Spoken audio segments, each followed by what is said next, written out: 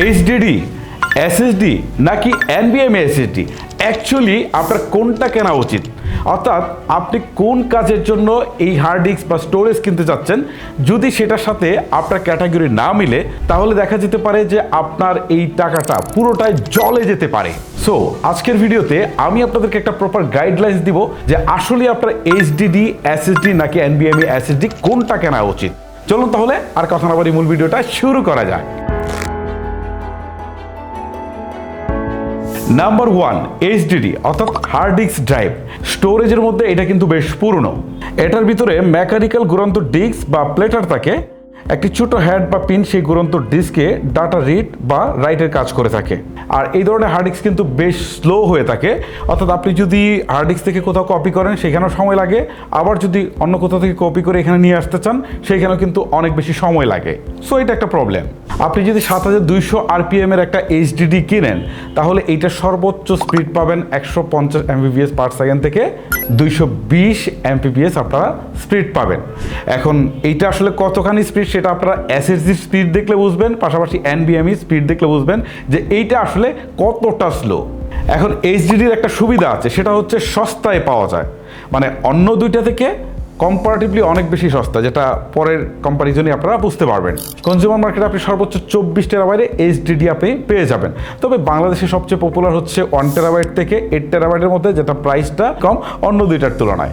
এইচডিডির আরও কিছু অসুবিধা আছে, এইটার ভিতরে মোটর আছে, মেকানিজম আছে, এটা কিন্তু ঘুরে, সো একটা শব্দ হয়, এটা কিন্তু বিদ্যুৎ খরচটাও কম্পারেটিভলি একটু বেশি হয়।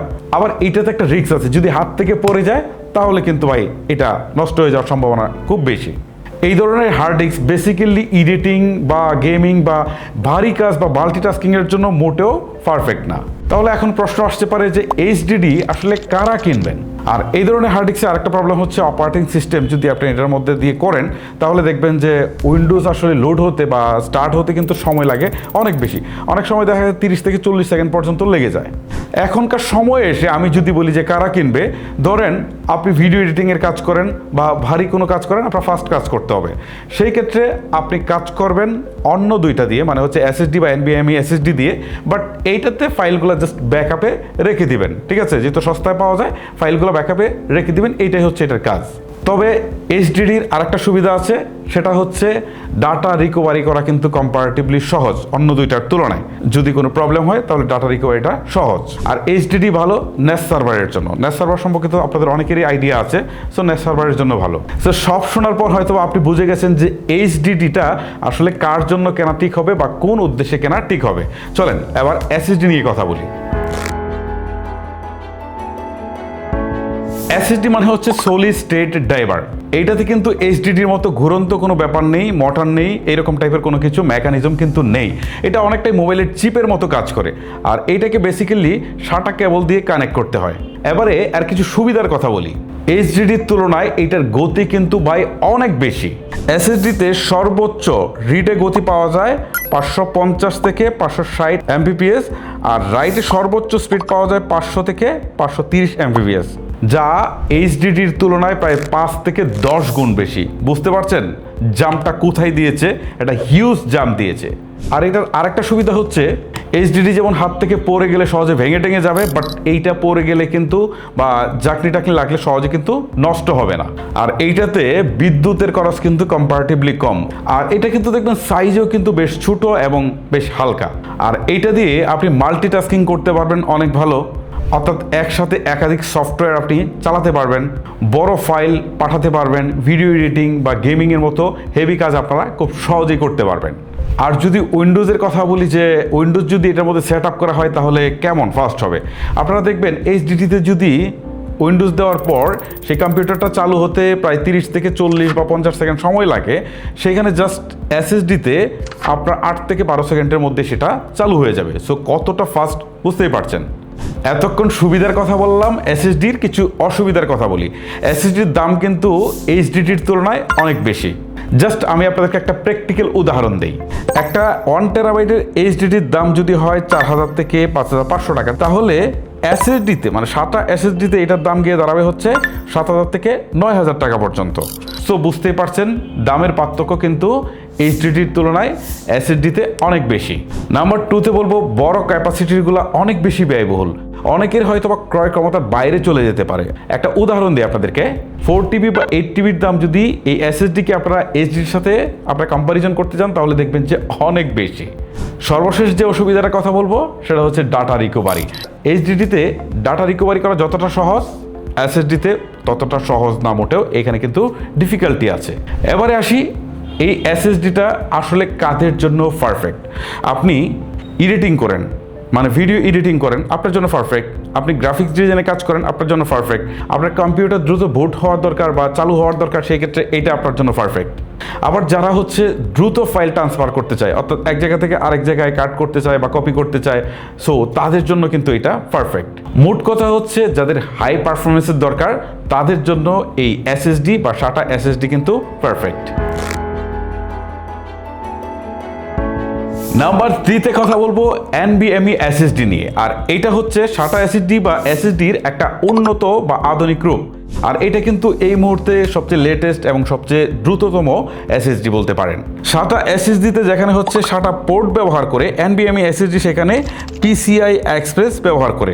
বিষয়টাকে আরেকটু ক্লিয়ার করি, যেমন SATA SSD বা SSD হচ্ছে একটা 2 লেনের রোড, আর NVMe SSD হচ্ছে একটা 16 লেনের রোড।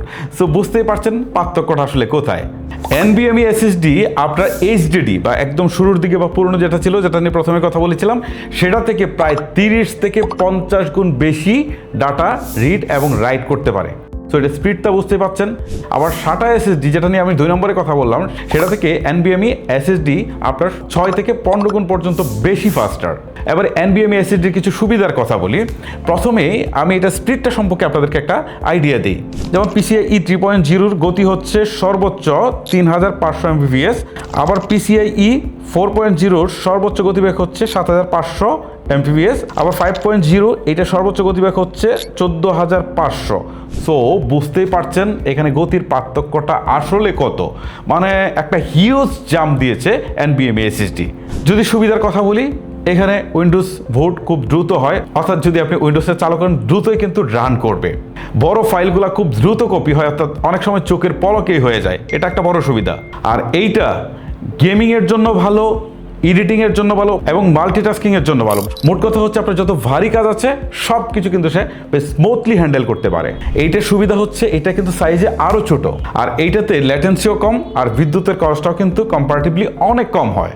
এবারে এর কিছু অসুবিধার কথা বলি, যেমন এইটার দামটা কম্পারেটিভলি অনেক বেশি, মানে HDD থেকে বা SATA SSD থেকে অনেক বেশি দাম, যেটা দামের কারণে অনেকে হয়তো বা অ্যাফোর্ড করতে নাও পারেন। এটা কিন্তু তাপ উৎপন্ন করে, বাড়ি কাজ করার সময় একটু বেশি তাপ হয় আর কি, মানে একটু বেশি হিট হয়। আর এইটা কিন্তু সব ডিভাইসে সমর্থন করে না, যেহেতু এটা একটা লেটেস্ট টেকনোলজি। সো এই প্রবলেমটা অনেকে ফেস করতে পারেন। আর এটার ডাটা রিকভারি করাও অনেকটাই কষ্টসাধ্য কাজ। এখন প্রশ্ন আসতে পারে যে এটা কারা ইউজ করবেন, যাদের হাই পারফরমেন্সের দরকার তারাই এটা ইউজ করবেন। এখন আমি আমার ব্যবহার দিয়ে আপনাদেরকে বোঝাই যে আমি আসলে 3টাই ব্যবহার করি। HDD ব্যবহার করি, SATA SSDও ব্যবহার করি, পাশাপাশি NVMe SSDও ব্যবহার করি। অর্থাৎ আমার যে লেটেস্ট যে পিসিটা বিল্ড করা হয়েছে জাস্ট 2 বছর আগে, সম্ভবত 2 বছর আগে, তো ওইটাতে আমি হচ্ছে উইন্ডোজ বুট করার জন্য বা প্রোগ্রামগুলো রান করার জন্য বা সফটওয়্যারগুলো ইনস্টল করার জন্য আমি যেটা ইউজ করেছি সেটা হচ্ছে NVMe SSD। মাথায় রাখেন, NVMe SSD আমি ইউজ করেছি। আর আমি হচ্ছে আমার এডিটিংয়ের জন্য যে ফাইলগুলো আছে সেগুলো রাখার জন্য, যেখান থেকে রেখে আমি হচ্ছে এডিটিংটা করব, সেটার জন্য হচ্ছে আমি SATA SSD নিয়েছি। আর কাজ শেষ হয়ে যাওয়ার পরে আমার এই ফাইলগুলো যখন ব্যাকআপে রাখতে হবে, এটার জন্য আমি HDD ব্যবহার করেছি।